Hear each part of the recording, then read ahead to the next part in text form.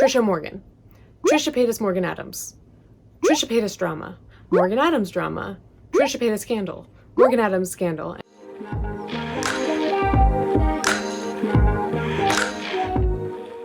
Hey there.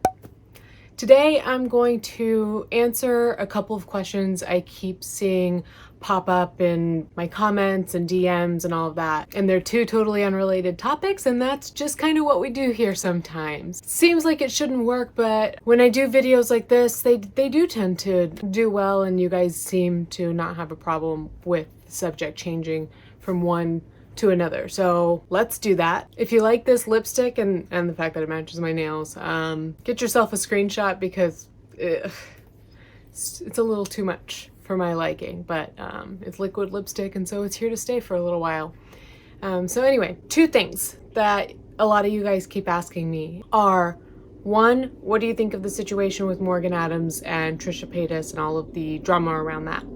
And two, how did you grow this fast? What did you do? What is your advice for anybody else looking to grow a channel, etc.?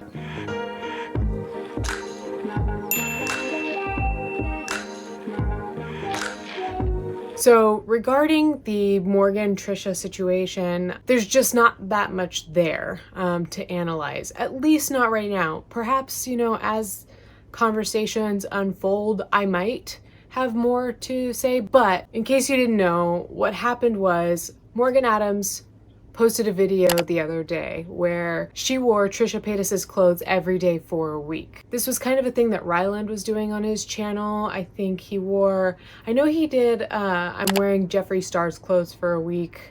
I forgot who else is. I'll probably put that right here. Yeah, and a lot of the anger that I'm picking up on around this situation is really Morgan's association with Trisha at this time. I mean, Trisha is definitely under a lot of fire right now.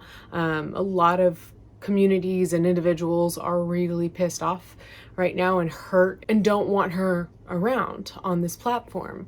So for Morgan to have this playful, lighthearted video with Trisha in it seems almost kind of like an endorsement of Trisha and her behavior.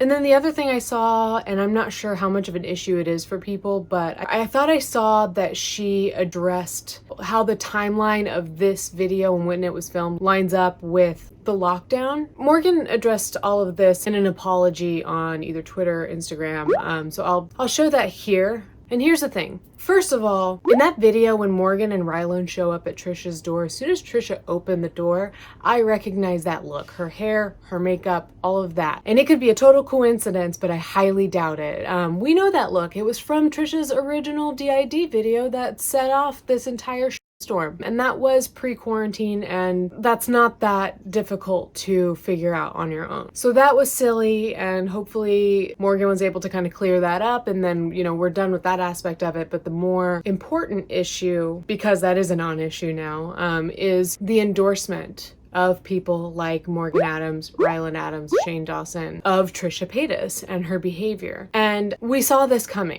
As soon as Trisha put up these videos that started pissing people off, a lot of people were in the comments directing messages at people like Shane Dawson saying like, hey, you need to get a handle on your friend, or why are you friends with this person? So I think we knew something like this was bound to happen eventually, and there's a lot of validity to those frustrations that people are voicing. At the same time, it's a very complicated situation, so I feel for Morgan in this situation too. First of all, it was a bad move on Morgan's part to post that video at a time like this when the internet is still very hurt by Trisha Paytas and her behaviors. At the same time, I do keep in mind that Morgan Adams is young, and she's even still, I think, a little green at making YouTube videos.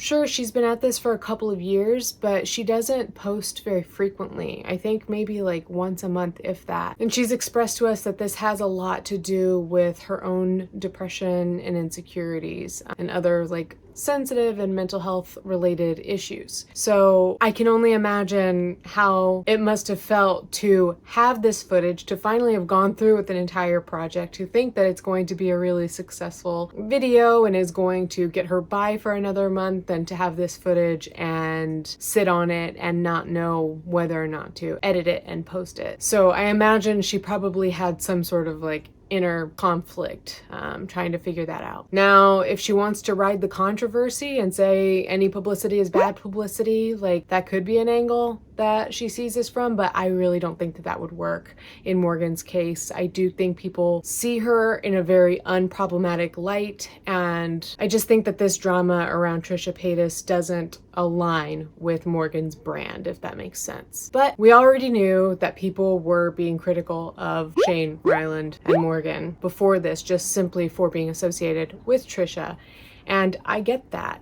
You know, we're taught growing up that you are what you surround yourself with. If somebody very publicly hurts someone else, then the friends of that first person are going to see some sort of backlash as well for being associated with that person. And that is normal. That is human behavior, and it makes sense because by being friends with somebody, unless you speak to the contrary, your friendship is somewhat of an endorsement. It is a way of saying that, you know, this is somebody that I love and whose actions I stand behind, more or less, or whose character I stand behind. And I don't think that Shane Dawson and his crew, because I think that people like Morgan and Ryland, people close to Shane, are like him in this aspect. I don't think that, let's just use Shane Dawson as the figure we're talking about at the head of all of this, the head of this crew. I don't think that he picks the best friends. And I don't think that that is because of a flaw in his character. I think that he is way too nice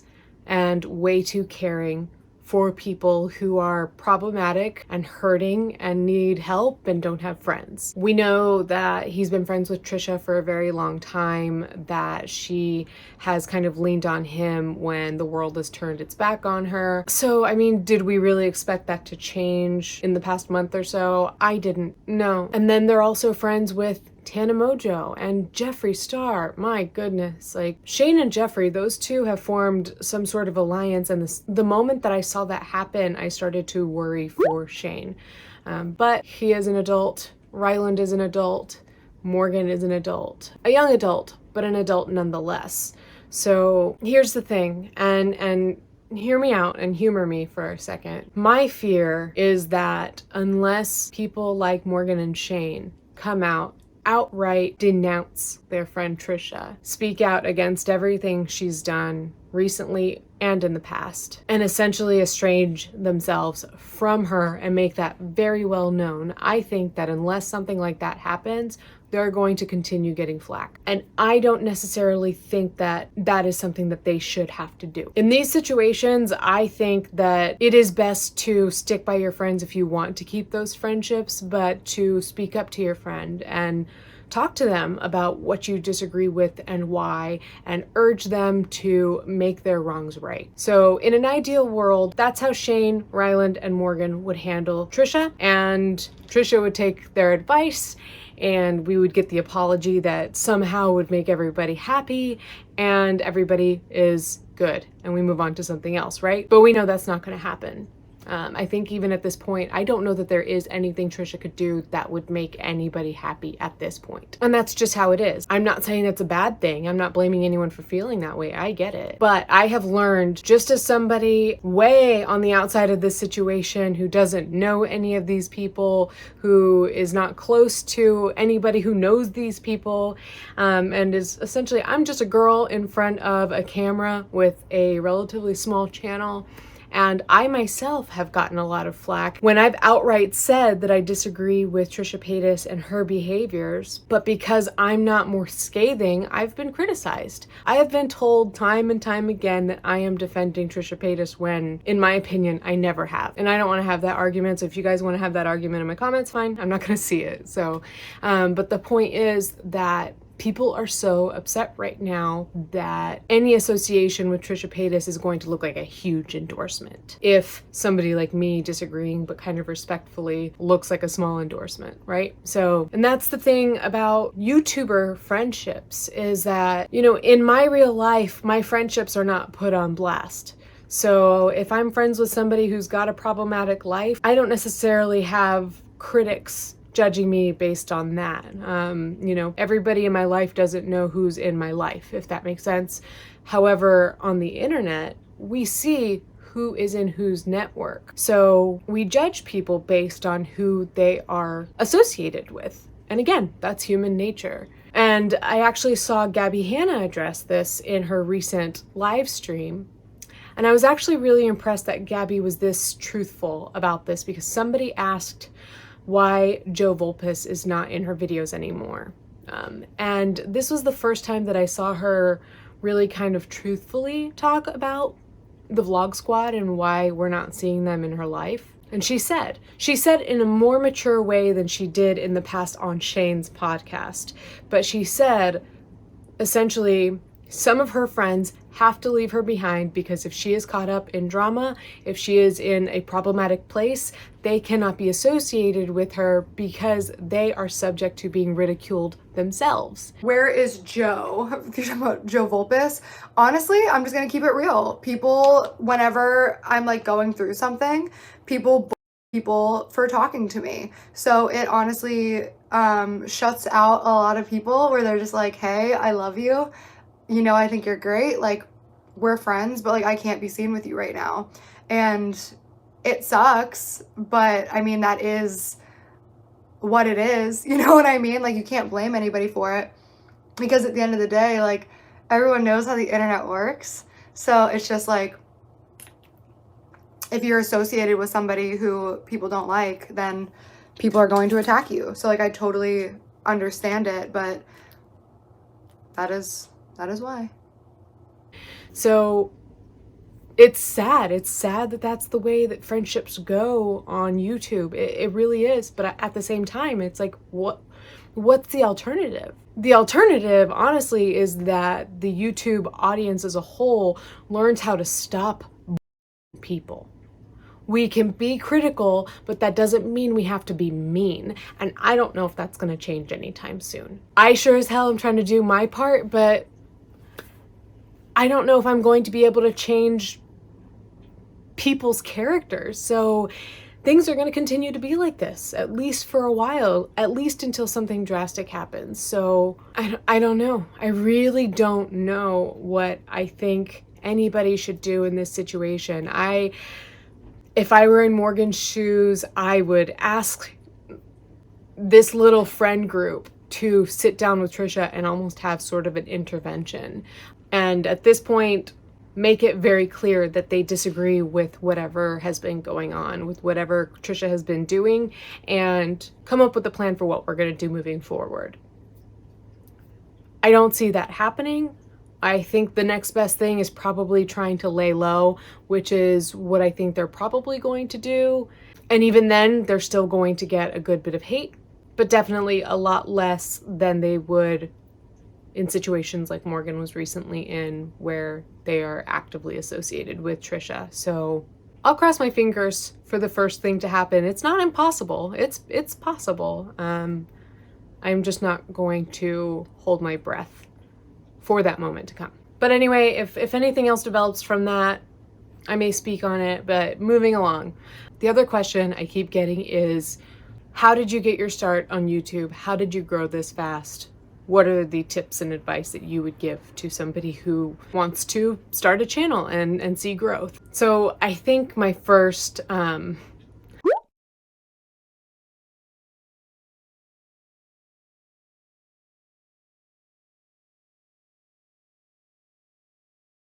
couldn't even say that it's a tip or bit of advice. I think the first point, which contributed to my growth on YouTube, it is not really something that I can advise anyone. And what I mean by that is that when I started my channel, it was not to see growth. It was not to see views. I expected none of that. I simply wanted a place to talk. I wanted a place to express my opinions, and I wanted to kind of do that in a bit of a creative way. And I also wanted to stop having these conversations and putting these opinions out in people's comments sections that just kind of get lost. And then I realize that I'm having the same conversations over and over, and you guys know that I'm now having, or not now, but I've recently had that issue in my own comments. So that's when I thought, I'll get in front of a camera, I'll get that all out, and that way it's off my chest and I don't need to voice that anywhere else.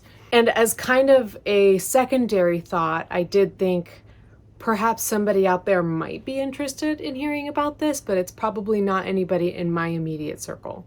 So I put my videos up with no expectation for them to be seen, but open to the idea of them being seen and somebody else finding some sort of common ground or interest in what I had to say or something like that.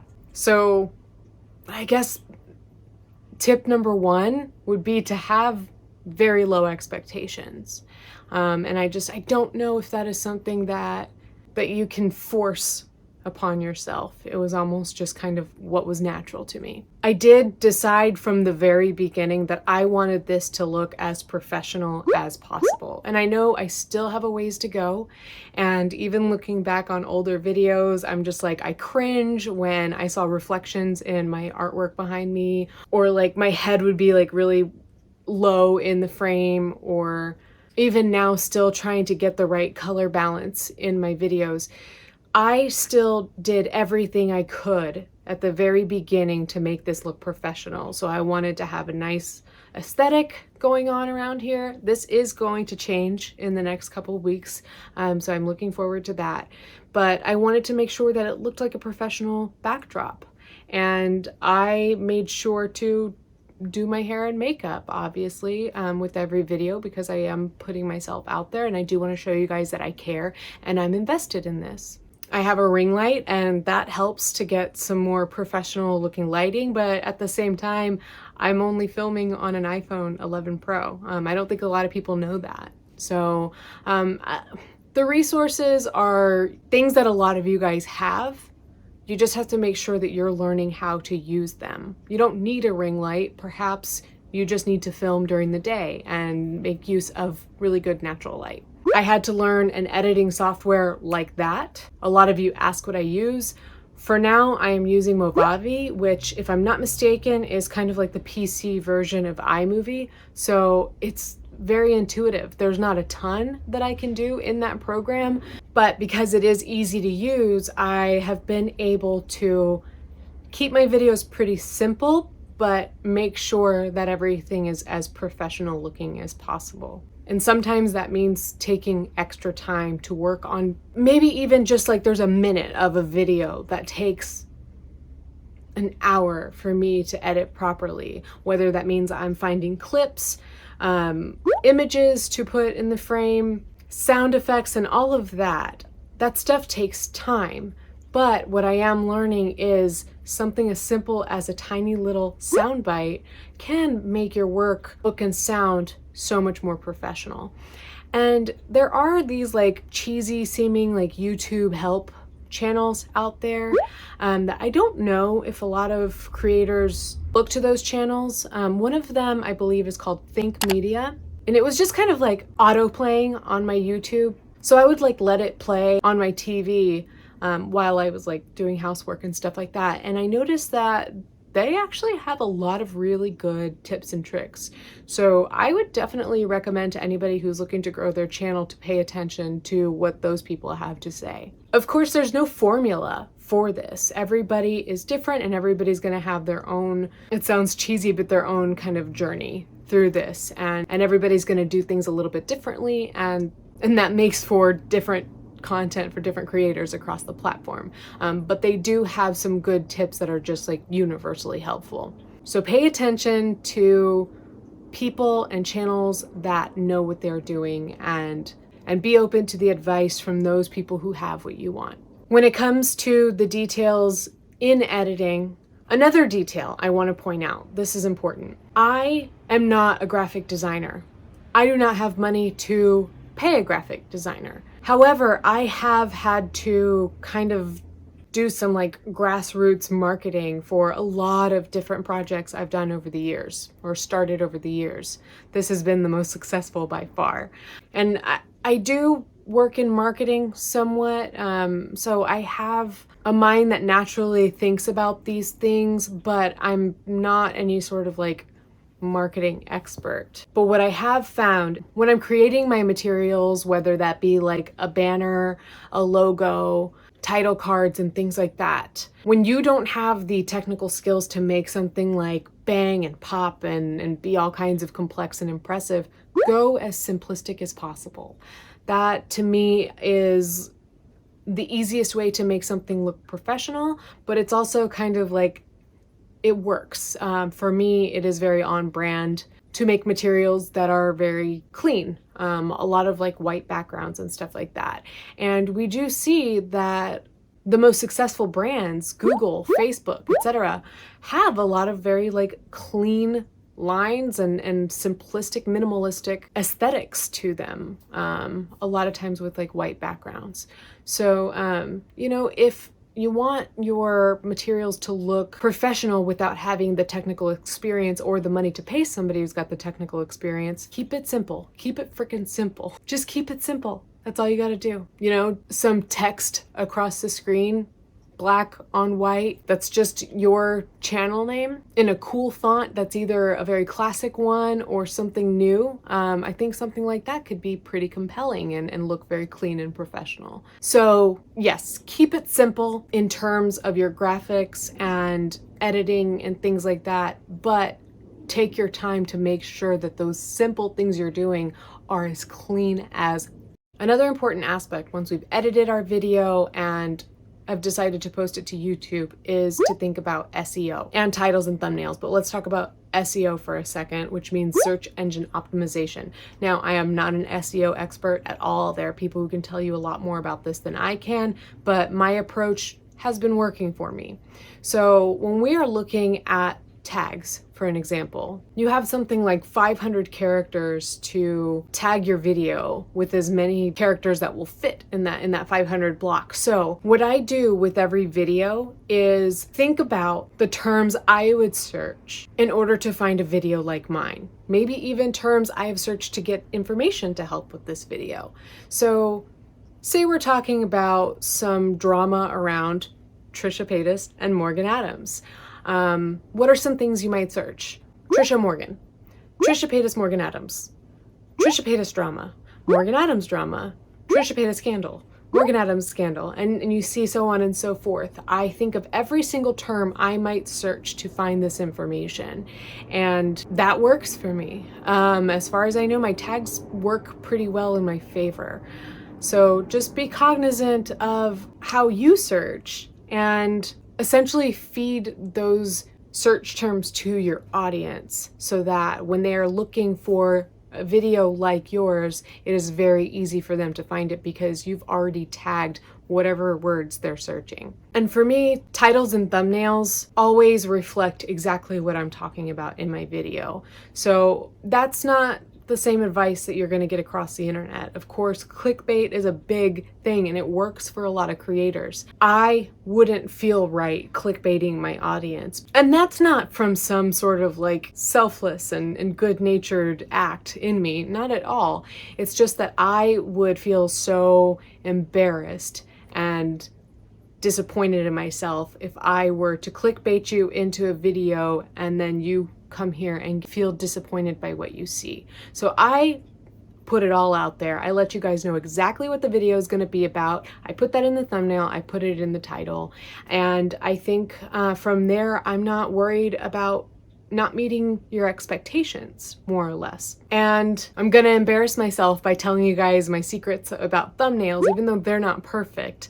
But I know that this is something that I remember my friends laughing at me for back in college, which was like 15 years ago for me, my God. But I have never quite figured out how to use some sort of advanced photo editing program. At the time, a lot of my friends, my computer nerd friends, were using GIMP. Of course, a lot of people are really good at programs like Photoshop. I use two programs. I use OrphanView and I use Microsoft Paint. In terms of what I use on my computer to kind of edit photos. So OrphanView is a very simple photo editor where you can do color corrections and things like that, resize and stuff like that. And there's a ton out there, Pixlr and other programs like that that do a lot of the same stuff. And I think what I do in Microsoft Paint is essentially what Photoshop does, much easier for the user. But if you're not a Photoshop expert, figure something out in Microsoft Paint, for example. Keep it simple, because the simpler you keep it, the cleaner it's going to look if you're not a professional.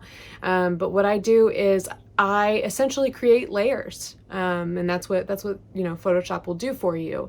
But you see my thumbnails, and how it starts is a frame from my video where I'm in the center, obviously, and then I find photos that I want to add to my thumbnails. I put those in Microsoft Paint, cut out all of their backgrounds and whatever I don't want to bring to my thumbnail. So say it's a picture of Anthony Padilla on this side and a picture of Gabbie Hanna on this side.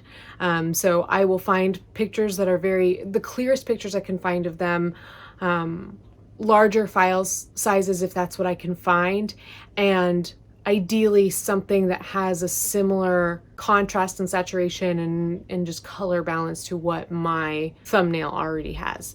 So I will find those pictures, I will go in Microsoft Paint, and I will essentially trace around exactly what I want to bring to my thumbnail. Copy, bring that to the original picture, paste that on top. And by that time, I've usually done the same thing with my thumbnail a second time. So I will go in and cut myself out of my own thumbnail, and then as a third step, I will paste that back onto my two layers that I've created at that point. And there I essentially have a thumbnail where I am still at the front and I've got everybody kind of behind me. I don't know if that's all that helpful for anyone. I know that for a lot of people that is a roundabout way of doing this. And for some people you might be like, yeah, duh, we can tell that's what you're doing. I don't know, honestly. And it was actually Think Media, I believe, that pointed something out about thumbnails and having kind of compelling thumbnails that have blocks of text and having kind of like a theme to where they all kind of have a similar look to them. And they suggested an app called Fonto, I believe, and I downloaded that and I used that to add the little titles to my thumbnails. And since I did that, I have seen that my thumbnails, when I look down my page, do have some sort of cohesion to them. And that is one small thing that made my thumbnails look, I think, a lot more professional. Now, in terms of my quick growth, I do think a lot of that has to do with luck. I made 3 videos before I really started to see a lot of traction. And it was my 3rd video about Gabbie Hanna that took me from something like 126 subscribers to like 5K in a very short time, and then 10K within a month, I think. And I didn't realize at the time, but it makes perfect sense now, that I was talking about somebody that other people were already talking about and the YouTube audience was already interested in. And what I created, though I wish I could go back and redo it because I cringe, I could do it so much more professionally, but what I created isn't something that anyone really had done already. So it really kind of filled a void in terms of the whole Gabbie Hanna saga that people wanted to learn more about. So that was kind of by accident. I say luck to an extent, but it was more by accident. I had opinions about this person that everyone was already talking about. I talked about her, people came to my video to see what I had to say. And that does seem to work, moving forward. The more I talk about subjects and people that people are already talking about, the more visibility that video is going to get. So if you're not making commentary videos or something where you can do that, I'm not sure, I'm probably not the person to come to for tips. At the same time, I refuse to make a video about someone or something that is very relevant and hot if I don't truly have any passionate opinions or thoughts about. I think when you don't have any true insight that comes from a place of genuine thought and opinion, it shows in your videos. And in fact, I think most of us are starting to grow somewhat disenchanted with drama channels in general because it's kind of just like fast reporting without any real insight. So I do think that that is kind of where I've been able to step in and do something that's a little bit different from what a lot of you guys are used to seeing. And I know that I'm not the only person that puts thought and insight into their opinions and what they're talking about. But when it comes to talking about YouTube drama, there's not a ton of that. So it is important that I stick to what is important to me, to what I really want to talk about. And I think it is too easy to want to kind of cut corners and look for easy ways to grow, easy ways to be seen, to clickbait, to add somebody to your title, even though you don't really have much to say about them or much thought behind what they're doing. You can do all these things. I just don't think that it's sustainable. And even if you can make that work for some time, I think that'll burn a person out. The reason it works for me is because I love talking about this stuff. So probably, the biggest piece of advice I can give is to stay true to you, what you want to be doing, what you want to be creating or talking about or whatever it is. And lastly, this is something that I'm still kind of sorting out for myself. It is where to take criticism, advice, and where to leave it at the door. Because, the YouTube audience is opinionated as it is. And I am a commentary channel, so I'm dishing criticism, so of course people are going to give it to me. And then sometimes I will see two very opposing ideas where somebody's advising me to, for example, somebody here tells me to make my videos shorter and somebody here tells me to make them longer. I don't think anybody's really saying to make them longer, but as an example, just to illustrate that. If I hear a one-off here and a one-off here and they cancel each other out, then I probably don't need to listen to any of that. What I will listen to is if I'm hearing a very common point of feedback, especially from those people who do support me. I will pay attention to that. And at that point, I have to decide whether to take their advice or to push forward with the vision because I believe in it. And that's something that everybody has to do for themselves. I talked about that in my video where I was embarrassed and crying and lost, I'll link it here. I talk more about it there. But I do occasionally get tips from creators who have been on the platform longer than me. And I do think it is important to listen to those voices because they've been there. And they probably have some good insight that maybe somebody passed down to them. And a lot of that has been more around how to kind of just keep taking care of myself through this process. But everybody needs advice about something in everything that we want to do, right? So I try to listen to the people that have gotten to where I want to be. But I can't take everything that any one person says as 100% applicable to me. I need to keep in mind that I have my own little twist, my own little flavor, if you will, whatever works for me. And then of course, data and analytics, some people, for a lot of people, that stuff is boring. For me, that's a lot of fun to look into, to look at numbers, to see what performs, what my audience prefers. And YouTube provides a lot of that. YouTube provides a ton of analytics to creators to help them figure out, obviously how many views, your likes to dislike ratio, watch time, demographics, how your tags perform, really you name it, and they provide that information. And the more you learn about these analytics, the more you can kind of tweak your content to continue to perform well, but at the same time, keeping at the core your mission, your passion, keeping that intact. So I think of this follow my heart type of thing that keeps me from getting burned out, that keeps me moving forward as kind of the mission, and the analytics and what performs well and all of that those are the details that we can always tweak those. And yeah, so far the rest is maintenance. I continue to take little pieces of advice here and there. I listened when my audience said, hey, can you not use the chipmunk voices so much because it's hard to understand? Stop doing that. That was helpful. It made my videos look more professional, sound more professional, I should say. I had another one of my viewers ask if I can add a little sound effect when I do put something on the screen, and that takes more work, but I've noticed that it does make my videos look and sound more professional. So it is constantly a process. Once I've gotten comfortable with something, I'll incorporate another piece of advice or try something else that might make things look a little more polished. So I definitely have a ways to go. 100%. I have a long way to go. I could probably do another one of these in 6 months and give you very different advice. I have no idea. We're going to see where this takes us. But for now, for anybody who's starting off, I hope that you gathered something that was helpful from that. And if any of that resonated with you, please let me know. Feel free to let everybody know in the comments who may be looking for tips as well. If you've got something that I didn't mention, like sharing is caring. So yeah, I'm interested to hear what you guys have to say, and I will see you in the comments. All right, bye.